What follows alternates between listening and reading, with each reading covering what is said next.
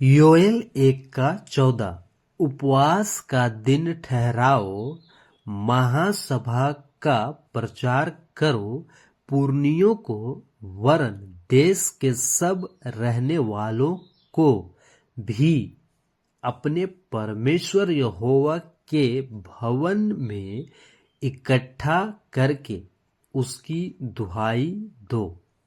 जी, योएल 1:14 में कहता है उपवास का दिन ठहराओ, है ना।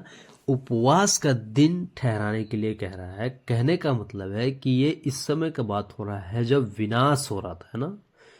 जब गड़बड़ी हो रहा था, विनाश हो रहा था, मनुष्य गड़बड़ी पे गड़बड़ी करते जा रहा था, है ना। अगर आप इसका हेडलाइन पढ़िएगा तो लिखा हुआ है टिड्डियों द्वारा विनाश, है ना। और ये अंत के समय को भी दर्शाता है एक तरफ से, है ना। और कहता है कि उपवास का दिन ठहराओ, है ना। क्यों? क्योंकि जो विनाश हो रहा है उससे बचने के लिए, है ना, परमेश्वर के निकट आने के लिए, है ना, ताकि परमेश्वर मदद कर सके, सहायता कर सके, है ना। महासभा का प्रचार करो, है ना।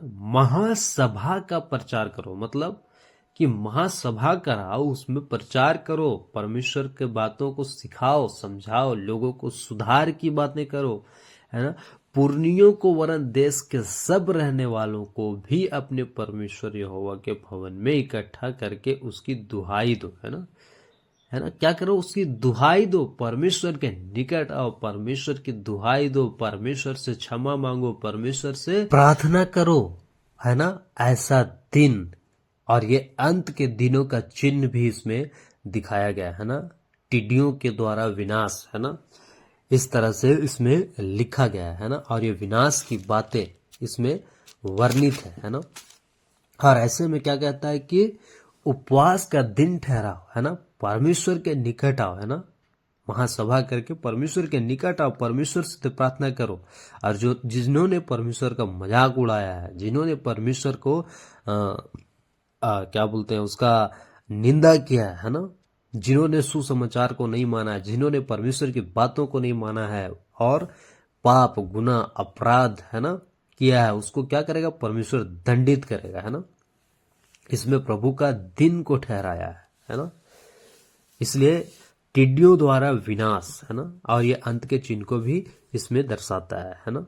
तो कहता है उपवास का दिन ठहराओ, है ना, और महासभा का प्रचार करो, पुरनियों को वरन देश के सब रहने वालों को, है ना, भी अपने परमेश्वर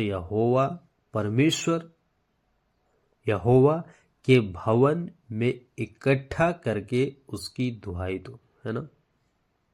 बचने का सिर्फ और सिर्फ कौन एक मार्ग है? परमेश्वर, है ना। विनाश जब आता है तब परमेश्वर सूझता है ना, तब परमेश्वर दिखाई देने लगता है, तब परमेश्वर सूझने लगता है ना। अभी जब कोरोना आया था, दुनिया की सारी चीजें फेल, है ना, दुनिया की सारी चीजें मतलब फेल होते जा रहा है ना। बहुत बड़ा पढ़ाई किया, बहुत बड़ा इंजीनियर, बहुत बड़ा डॉक्टर, बहुत बड़ा सब कुछ, सब चुटकी में खत्म, फेल, है ना। तब लोगों को एक ही चीज दिखाई दे रहा था, हे ऊपर वाला, है ना, हे ऊपर वाला, हे भगवान, हे अल्लाह, ऐसे करके कर रहा था लोग, है ना। वही परमेश्वर को लोग खोज रहा था, जो पूरा कायनात का मालिक है। जो उसे नहीं पहचान रहा था वो भी उसको खोज रहा था, है ना। हे परमेश्वर, हे भगवान, हे अल्लाह, हे ईश्वर, ऐसे करके लोग खोज रहे, हे ऊपर वाला, है ना। लेकिन वो है कौन? वो है यहोवा परमेश्वर, है ना। तो दोस्तों, जब विनाश का समय आता है तब लोग परमेश्वर को खोजते हैं, है ना। तब लोग यदि परमेश्वर को यदि जानना चाहते हैं, है ना, अपने बचने के लिए परमेश्वर के आड़ में चल जाना चाहते हैं, है ना, परमेश्वर के निकट आ जाना चाहते हैं, है ना। लेकिन जब सही समय रहता है और उसको परमेश्वर को जानने और समझने का समय रहता है, उस समय परमेश्वर की निंदा करते हैं, शिकायत करते हैं, है ना, कहते हैं ये धर्म परिवर्तन वाला है ना। तो जितना जल्दी हो सके परमेश्वर को जाने, समझे और उसके अंडर में आ जाए ना, उसके पंखों की आड़ में आ जाए, है ना। इस बात को समझना जरूरी है, तभी आप बच सकते हैं, है ना। विनाश से, प्रभु के दिन से, है ना, क्योंकि एक दिन प्रभु का दिन आएगा और उसमें परमेश्वर न्याय करेगा, है ना, और इस पृथ्वी के लोगों का विनाश होगा, है ना, विनाश होगा। जो परमेश्वर को नहीं मानते, जो परमेश्वर को नहीं जानते, जो परमेश्वर की निंदा शिकायत करते हैं, उनका अच्छा से हिसाब किताब होगा, है ना, उसको बहुत सारी यातनाएं झेलना होगा, है ना।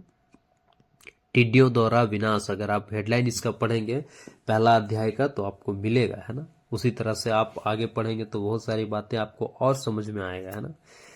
तो बात को समझिए, जितना जल्दी हो सके इस परमेश्वर के निकट आइए, जितना जल्दी हो सके क्या कीजिए, इसकी दुहाई दीजिए, अपने जीवन को बचाइए, और अगर खुद आप इन बातों को समझ गए तो दूसरों को भी जरूर समझाएं।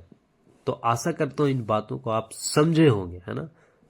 फिर मुलाकात होगा एक अगली वीडियो में, तब तक के लिए सबको जय मसीह। और हाँ दोस्तों, इसे ना भूलें, सही शिक्षा खरी शिक्षा सीखने के लिए चैनल को सब्सक्राइब करें और वीडियो को शेयर करें।